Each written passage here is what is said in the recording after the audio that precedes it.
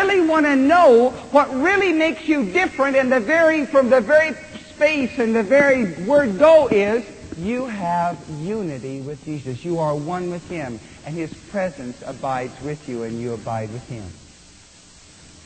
It says that the lines are fallen unto me in a pleasant places. Yes, I have a goodly heritage. I will bless the Lord who has given me counsel. He's spoken to me. My heart also instructs me in the night season. Then it says, verse 8, and I want you to look at it real quickly. I have set the Lord always before me. Would you repeat that with me, everybody? I have set the Lord always before me. You set Him there.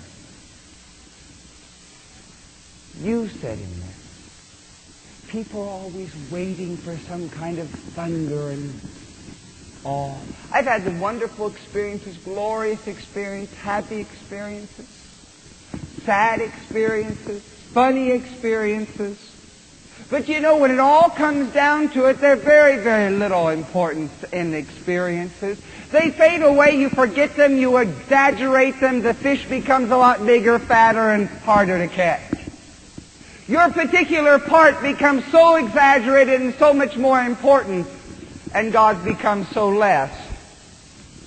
So many times you try to remember how you got to A instead of just realizing that A was there.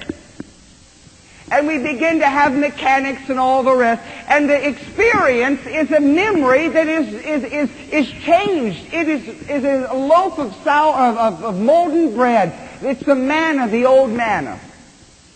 But people, when you set the Lord in front of you, now what does it mean?